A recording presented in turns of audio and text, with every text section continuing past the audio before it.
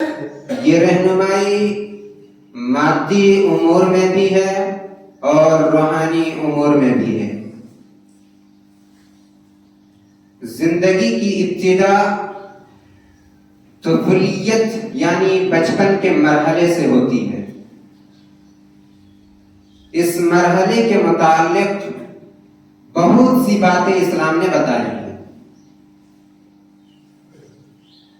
کچھ باتوں کا تعلق والدین سے ہے کہ وہ اپنے بچوں کا خیال رکھیں، اور کچھ باتوں کا تعلق عوام سے ہے کہ وہ بچوں کے ساتھ کیسا سلوک کریں۔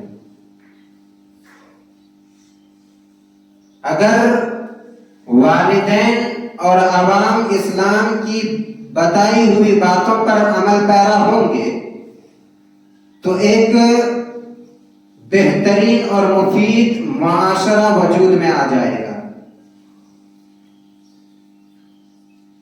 اور اگر اسلام کی بتائی ہوئی باتوں کو پس پشت ڈال دیں گے، اسلام کی بتائی ہوئی باتوں کو چھوڑ کر کے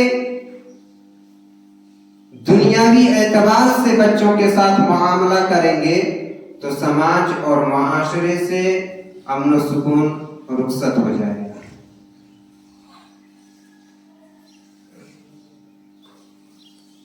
ہم سب جس سوسائٹی میں رہتے ہیں، جس سماج اور معاشرے میں ہم سب کی زندگی بسر ہوتی ہے، وہ سوسائٹی دو طرح کی ہوتی ہے۔ ایک وہ سوسائٹی جہاں پر دین پسند اور دین پر عمل کرنے والوں کی اکثریت آباد ہوتی ہے۔ ایسی سوسائٹی میں بڑھنے والا بچہ اور پلنے والا بچہ عام طور پر دین پسند اور دین پر عمل کرنے والا بن جاتا ہے۔ بہت کم ہی اس سے مستثنا ہوتے ہیں۔ ایسی سوسائٹی میں، ایسے سماج اور معاشرے میں اگر والدین اپنے بچوں کی تربیت کی طرف زیادہ توجہ نہ بھی دیں، تب بھی سماج اور معاشرے کی وجہ سے بچوں کے اندر نیک خیالات اور اچھے جذبات پیدا ہو جاتے ہیں۔ اور دوسری سوسائٹی وہ ہے جہاں پر غیر مسلم زیادہ ہوں، تہذیب و تمدن پر ان کا غلبہ ہو، ایجوکیشن سسٹم کو چلانے والے وہ ہوں، تعلیمی نظام کے وضع کرنے والے وہ ہوں، تو ایسی سوسائٹی میں رہنے والا مسلم بچہ بھی عموماً ماحول سے متاثر ہو جاتے ہیں۔ والدین کی تربیت کے باوجود اولاد کا ان کے ہاتھ سے نکل جانے کا اندیشہ ہوتا ہے، تو ایسی سوسائٹی میں رہنے والے والدین کے لیے اولاد کے حق میں ذمہ داریاں بڑھ جاتی ہیں۔ ہمارے ملک ہندوستان کا معاشرہ تو اسی قسم کا ہے۔ ہر سوسائٹی اور ہر سماج اور معاشرے میں سب مل جل کر کے رہتے ہیں، بلکہ اکثریت انہی لوگوں کی ہے۔ تو ایسے معاشرے میں ہمارے بچے جب زندگی گزارتے ہیں تو ماحول سے متاثر ہو جاتے ہیں۔ ایسی صورت میں تربیت میں بہت باریک بینی کی ضرورت ہے، کیونکہ اولاد انسان کے دل کا پھل ہے، آنکھوں کا نور اور دل کا سرور ہوتی ہے۔ ایک انسان اللہ اور اس کے رسول کی اتباع و فرما برداری کے بعد اس دنیا میں اپنی اولاد ہی کے لیے جیتا ہے۔ لہذا ایک انسان کو ہر وقت نیک اولاد کے لیے اللہ رب العالمین سے دعا کرتے رہنا چاہیے، اللہ رب العالمین سے فریاد کرتے رہنا چاہیے۔ اللہ رب العالمین نے قرآن حکیم کے اندر اس کی تعلیم دی۔ اللہ رب العالمین بیان فرماتا ہے، رب ہب لی من الصالحین۔ انسان کو یہ دعا کرتے رہنا چاہیے کہ میرے رب مجھے نیک اولاد عطا فرما۔ ربنا ہب لنا من ازواجنا وذریاتنا قرۃ اعین، کہ ہمارے پروردگار تو ہمیں اپنی بیویوں اور اپنی ذریت کے ذریعے سے آنکھوں کی ٹھنڈک عطا فرما۔ وجعلنا للمتقین اماما، اور نیک لوگوں کا رہبر اور امام بنا دے۔ ایک مومن اور مسلمان اپنی اولاد کو صوم و صلات کا پابند اور پکا سچا مسلمان بنانے کی مقدور بھر کوشش بھی کرتا ہے، اور جب اولاد نیک بن جاتی ہے تو واقعی انسان کے قلب و نظر کے لیے تسکین و راحت کا سبب بنتی ہے، اور اولاد کے نیک اعمال کا صلہ والدین کو دنیا میں نیک شہرت اور مر جانے کے بعد صدقہ جاریہ کی شکل میں ملتا رہتا ہے۔ لیکن جب یہی اولاد بگڑ جائے، یہی اولاد جب نافرمانیوں میں اتر جائے، تو پھر والدین کے چین و سکون غارت ہو جاتے ہیں۔ بسا اوقات والدین کے لیے ندامت و شرمندگی کا باعث یہ اولاد بن جاتی ہے۔ حضرت نوح علیہ السلام کی مثال ہمارے پاس موجود ہے۔ جب انہوں نے 950 سال تک اپنی قوم کو تبلیغ کی، اسلام اور ایمان کی دعوت دی، سوائے چند لوگوں کے کسی اور نے ایمان قبول نہ کیا۔ اپنی قوم کی ایذا رسانیوں سے پریشان ہو کر کے انہوں نے اللہ رب العالمین کی بارگاہ میں بد دعا کی۔ اللہ رب العالمین نے عذاب کی شکل میں آسمان سے بارش برسانا شروع کر دیا اور زمین سے بھی پانی ابلنے لگ گیا۔ اللہ رب العالمین نے ایسی صورت میں ایمان والوں کو، حضرت نوح علیہ السلام کو اور ان کے اہل و عیال کو بچانے کا وعدہ کر لیا، لیکن ان کا نافرمان بیٹا کنعان ان کی نظروں کے سامنے پانی میں ڈوبنے لگ گیا، پانی میں ہچکولے کھانے لگ گیا۔ یہ کیفیت دیکھ کر کے، اپنے لفتے جگر اور نور نظر کو پانی میں ہچکولے کھاتے ہوئے دیکھ کر کے، حضرت نوح علیہ السلام نے اللہ رب العالمین سے فریاد کی، میرے رب تو نے مجھے میرے اہل و عیال کو بچانے کا وعدہ فرمایا، میرا لفتے جگر میری نظروں کے سامنے ڈوب رہا ہے، پانی میں ہچکولے کھا رہا ہے، لہذا میری اولاد کو بچا لے۔ تو اللہ رب العالمین نے یہ کہتے ہوئے منع فرما دیا، قال یا نوح انہ لیس من اہلک۔ اللہ رب العالمین نے کہا، اے نوح علیہ السلام، وہ تیری ذریت میں سے نہیں ہے، وہ تیرے اہل و عیال میں سے نہیں ہے، انہ عمل غیر صالح، وہ تو مجسم بد عمل ہے، ان کی بدعمالیاں کی وجہ سے، ان کی نافرمانی کی وجہ سے وہ تیری ذریت میں سے نہیں رہا، وہ تیرے اہل و عیال میں سے نہیں رہا۔ فلا تسألنی ما لیس لک بہ، تم مجھ سے ایسی چیز کا سوال نہ کر، ایسی چیز کی فریاد نہ کر جس کی حقیقت تو نہیں جانتا۔ انی اعظک ان تکون من الجاہلین، اے نوح میں تمہیں نصیحت کر رہا ہوں، کہیں تو جاہلوں میں سے نہ ہو جائے، کہیں تیری نبوت پر آنچ نہ آ جائے، تو ایسی چیز کی فریاد کیوں کر رہا ہے؟ تیرا بیٹا تو مجسم بدعمل ہے، وہ نافرمان ہے، وہ تیرے اہل و عیال میں سے کیسے ہو گیا؟ اس کو بچانے کی فریاد مجھ سے کیوں کر رہا ہے؟ یہی وجہ ہے کہ اللہ رب العالمین نے قرآن کریم میں جگہ جگہ کہیں پر اولاد کو آزمائش قرار دیا، تو کہیں پر فتنہ قرار دیا، اور کہیں پر دشمن قرار دیتے ہوئے اس سے چوکنا رہنے کی ہدایت کی۔ اللہ رب العالمین سورۃ تغابن کے اندر بیان فرماتا ہے، یا ایھا الذین آمنوا ان من ازواجکم واولادکم عدوا لکم، کہ اے ایمان والو، تمہاری اولاد اور تمہاری بیویوں میں سے بعض تمہارے دشمن ہیں، فاحذروہم، تم ان سے چوکنا رہو۔ انما اموالکم واولادکم فتنہ، تمہارے مال اور تمہاری اولاد تو آزمائش ہے، اور آزمائش اس وجہ سے ہے کیونکہ بچوں کی فرمائش اور اپنی بیوی کی فرمائش کو پورا کرنے کے لیے، ان کی خواہشات کو مکمل کرنے کے لیے بعض دفعہ انسان حلال و حرام کی تمیز تک بھول جاتا ہے۔ وہ مال کہاں سے حاصل کر رہا ہے، وہ اس کی تمیز کرنا چھوڑ دیتا ہے۔ آیا وہ اس کو حلال طریقے سے لے رہا ہے یا حرام طریقے سے، اس کی تمیز وہ بھول جاتا ہے۔ اس کے سامنے صرف اولاد کی فرمائش اور اپنی بیوی کی خواہش کو سامنے رکھتا ہے۔ اس وجہ سے یہ اولاد اور مال آزمائش ہے۔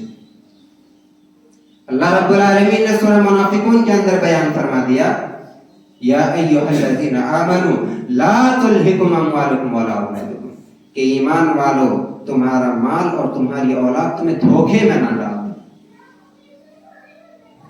وَمَن يَفْعَلْ ذَلِكَ فَأُولَٰئِكَ هُمُ الْخَاسِرُونَ. اگر تم ان چیزوں کے چکر میں پڑ کر کے واقعی آخرت سے غافل ہو جاتے ہو تو پھر تم خسارہ پانے والے ہو، تم نقصان میں پڑ جانے والے ہو. اور حقیقت بھی یہی ہے کہ اللہ رب العالمین کی طرف سے اولاد اللہ کی عطا کردہ نعمت ہیں، اللہ رب العالمین کی عطا کردہ امانت ہیں. لہذا انسان کے اوپر یہ ذمہ داری عائد ہوتی ہے کہ اس کی اچھی طرح دیکھ بھال کرے. یہ اللہ رب العالمین کی طرف سے انسان کو امانت کے طور پر عطا ہوئی ہے اور یہ فطرت سلیمہ پر پیدا ہوتے ہیں. انہیں نیک بنانے میں یا برا بنانے میں والدین کا کردار ہوتا ہے، انہیں پکا سچا مسلمان بنانے میں یا بدبخت بنانے میں والدین ہی کا تو کردار ہوتا ہے. اسی لیے رسول رحمت مربی انسانیت جناب محمد رسول اللہ صلی اللہ علیہ وسلم نے بیان فرمایا، حدیث مبارکہ متفق علیہ، صحیح بخاری اور صحیح مسلم کی حدیث ہے.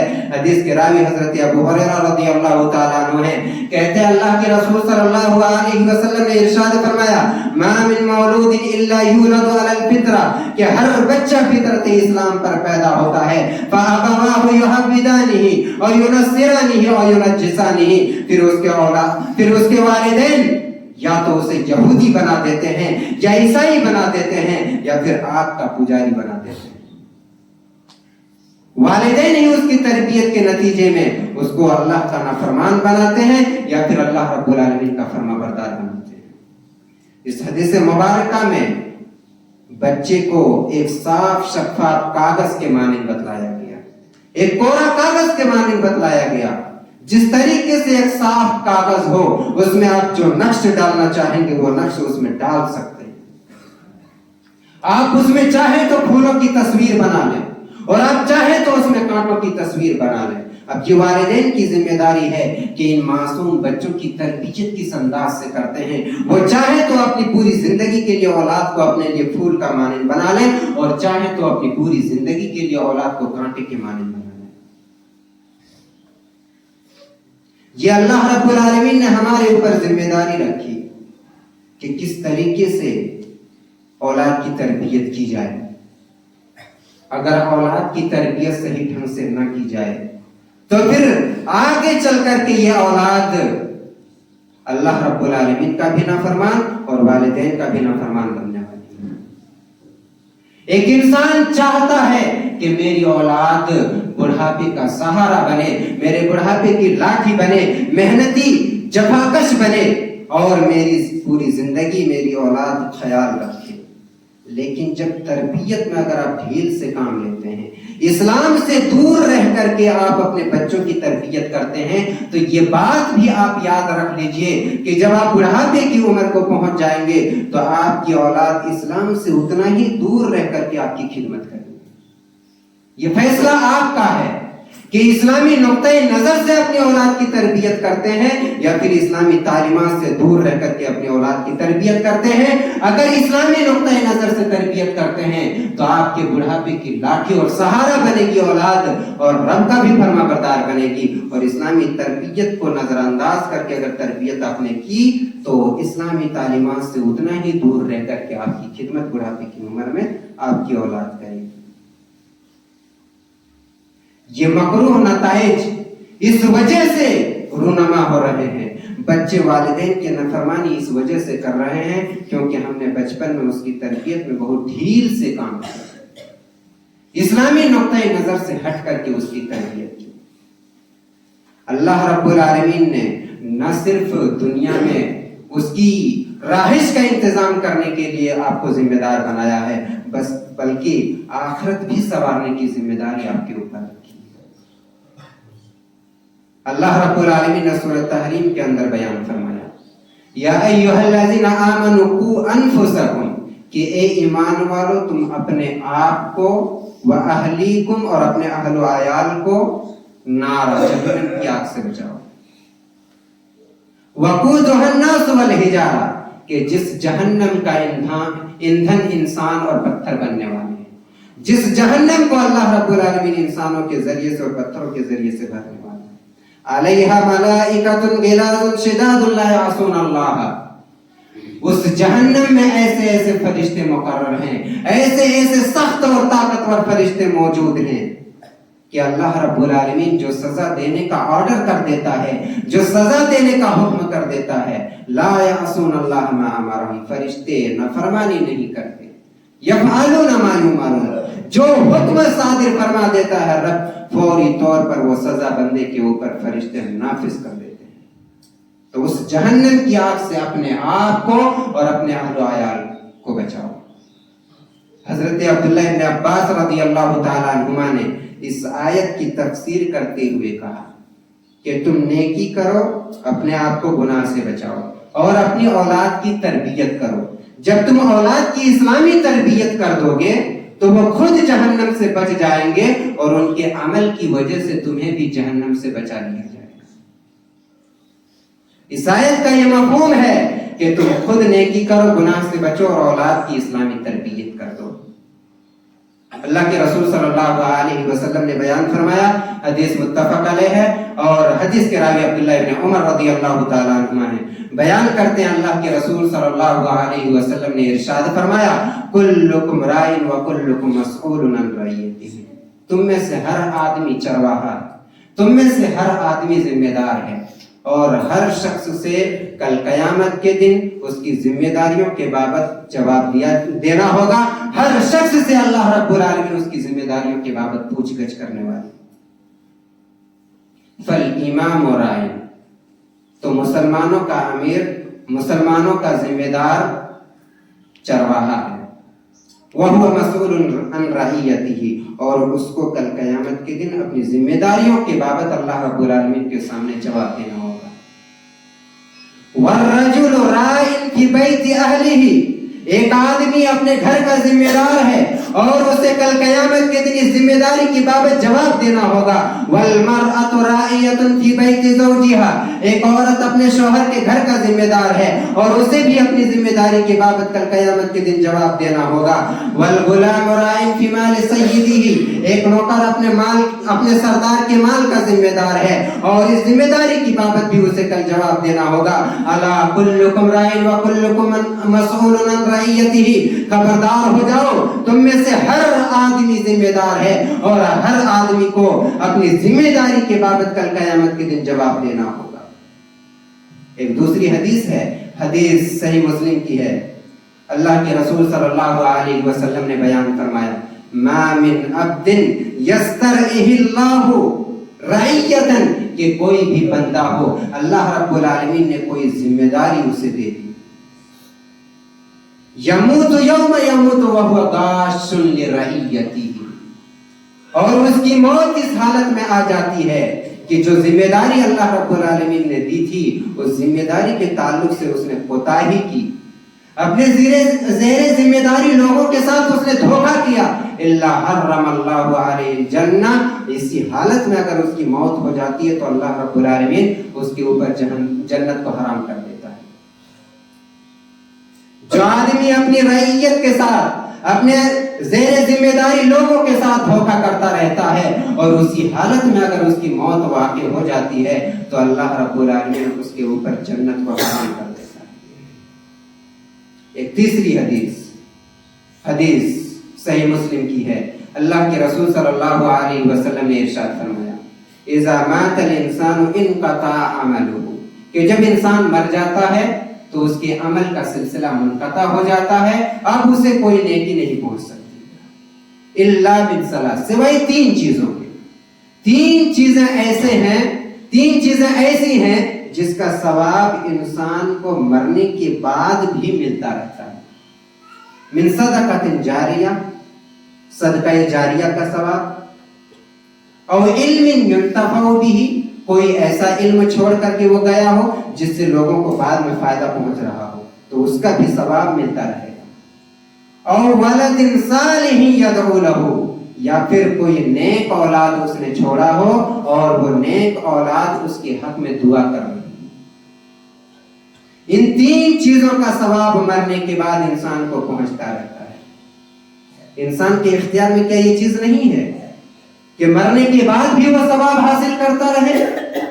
کم سے کم اپنی اولاد کو نیک بنا دے اور مرنے کے بعد اولاد دعا کرے تو اس کا ثواب اس کو پہنچتا رہے. یہ انسان کے اپنے اختیار میں. ابن ماجہ کی ایک حدیث ہے کہ ایک شخص کو جنت میں مقام و مرتبے میں بلندی عطا ہوتا ہے تو وہ اللہ رب العالمین سے سوال کرتا ہے کہ اللہ رب العالمین میں تو اس سے نچلے مقام و مرتبے پر تھا, میں اور بلندی پر کیسے پہنچ گیا؟ تو اللہ رب العالمین کہے گا کہ تیری نیک اولاد نے تیرے حق میں دعا کی ہے, اسی وجہ سے آج تمہارے مقام و مرتبے کو بلند کر دیا گیا. کیا یہ ہمارے اختیار میں نہیں ہے؟ یقیناً ہمارے اختیار میں ہے.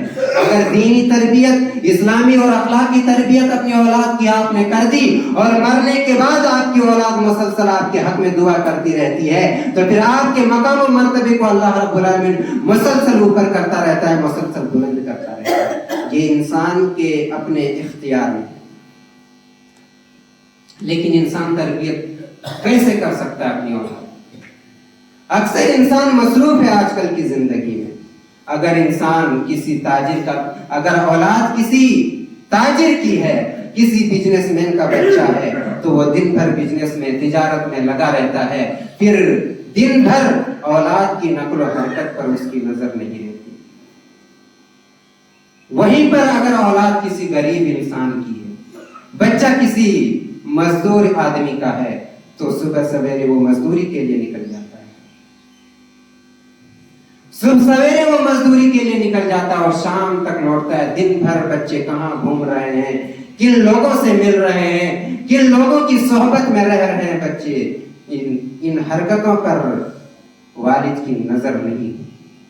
تو ایسی صورت میں پورا معاملہ پلٹ کر کے آتا ہے جو گاؤں میں مکتب ہے یا اسکول ہے.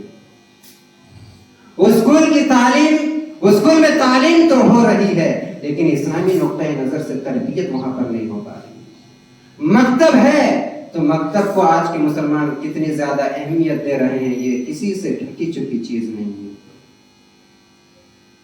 چاہے باپ بڑا آدمی ہو تب بھی تربیت کرنے کے لیے وقت نہیں ہے, اور غریب اور مزدور آدمی ہے تب بھی وقت نہیں ہے. اسکول میں تعلیم تو ہو رہی ہے لیکن اسلامی نقطۂ نظر سے تربیت نہیں, اور مکتب چل تو رہا ہے لیکن مکتب کو آپ کتنی زیادہ اہمیت دے رہے ہیں یہ آپ بخوبی سمجھ سکتے ہیں. پھر یہ ذمہ داری پلٹ کر کے آتی ہے گھر کی عورتوں کے پاس, جس کو اللہ کے رسول صلی اللہ علیہ وسلم نے ربۃ البیت کہا ہے, گھر کی مربیہ کہا ہے, گھر کی ملکہ کہا ہے. اب اگر والدہ نیک بخت ہے, والدہ پڑھی لکھی ہے تو بچوں کی تربیت آسانی سے کر سکتی ہے. لیکن ماں نافرمان ہے, رب کی نافرمان ہے, سیریل دیکھنے والی ہے, ٹی وی وغیرہ کے پاس بیٹھ کر وقت گزارنے والی ہے, تو اولاد کی وہ بھی تربیت نہیں کر سکتی. یہ مشاہدہ ہے کہ جس گھر کے ذمہ داران نیک بخت ہوتے ہیں, نمازی ہوتے ہیں, دین پسند اور دین پر عمل کرنے والے ہوتے ہیں, تو پھر ان کی اولاد بھی دین پسند ہوتی ہے, ان کی اولاد بھی نماز کی پابندی کرنے والی ہوتی ہے. یہ مشاہدہ ہے, یہ سماج اور معاشرے کے اندر پایا جاتا ہے کہ جس بچے کے ماں باپ نیک بخت ہیں ان کے بچے سب کے سب نمازی ہوتے ہیں. تربیت کے تعلق سے اللہ کے رسول صلی اللہ علیہ وسلم نے مختلف طریقے بتلائے ہیں, مختلف چیزیں بتلائی ہیں. اسلام میں سب سے پہلا فریضہ اور سب سے اہم فریضہ کیا ہے؟ نماز ہے. تو تعلیم اور تربیت کے پیش نظر سب سے پہلی چیز جو ہم سامنے رکھیں وہ یہ کہ ہم نماز کو سامنے رکھیں, اپنی اولاد کو نماز کی تعلیم دیں. اللہ کے رسول صلی اللہ علیہ وسلم نے بیان فرمایا کہ جب تمہاری اولاد 7 سال کی ہو جائے تو تم نماز کا حکم دو. مروا اولادکم وهم ابناء 7 سنین, کہ جب تمہارے بچے 7 سال کی عمر کو پہنچ جائیں تو پھر تم نماز کا حکم کرنا شروع کر دو. وَاضْرِبُوهُمْ عَلَيْهَا وَهُمْ أَبْنَاءُ 10 سنین, اور جب آپ کے بچے 10 سال کی عمر کو پہنچ جائیں اور نماز کی پابندی نہ کریں تو پھر مار کی سزا دے کر نماز کا حکم دیں, مارنے کا حکم دیا. اب اس حدیث سے ایک پوائنٹ یہ سامنے آ جاتی ہے کہ اولاد پر نرمی بھی کی جا سکتی ہے اور سختی بھی کی جا سکتی ہے. جب آپ اولاد کی تعلیم و تربیت کریں تو نرمی کا بھی خیال رکھیں اور سختی کا پہلو بھی سامنے رکھیں. ایسا نہیں کہ صرف آپ نرمی بچوں کے ساتھ کریں. اگر آپ بچوں کے ساتھ صرف نرمی کرتے ہیں، ان کی ہر خواہش کو پوری کرتے ہیں، تو آپ کا بچہ ضدی اور ڈھیٹ بن جائے گا. آگے چل کر کے آپ کی کسی بات کی پرواہ نہیں کرے گی. اور آپ صرف سختی کرتے ہیں تو پھر آپ کی اولاد متنفر بھی ہو سکتی ہے. دونوں پہلو کو سامنے رکھنا لازم اور ضروری ہے. نرمی کا پہلو بھی آپ سامنے رکھیے، سختی کا پہلو بھی آپ سامنے رکھیے. ایسا نہیں کہ آپ اولاد پر سختی کریں گے تو وہ ڈپریشن کا شکار ہو جائیں گے. ایسا نہیں ہے کہ آپ اپنی اولاد پر سختی کریں گے تو وہ احساس کمتری کا شکار ہو جائیں گے، اس کی ذہنی اور جسمانی نشو و نما رک جائے گی. ایسا بالکل نہیں ہے. اللہ کے رسول صلی اللہ علیہ وسلم کے طرز عمل سے ہمیں یہ بات معلوم ہوتی ہے کہ اللہ کے رسول صلی اللہ علیہ وسلم جہاں نرمی کرنے کا معاملہ ہوتا وہاں نرمی کرتے، اور جہاں سختی کرنے کا معاملہ ہوتا وہاں سختی کرتے. باقی باتیں انشاءاللہ آئندہ خطبہ جمعہ میں رکھی جائیں گی. آخر میں اللہ رب العالمین سے دعا ہے اللہ تعالی ہم سبوں کو اسلامی نقطۂ نظر سے اپنی اولاد کی تربیت کرنے کی توفیق عطا فرمائے. آمین.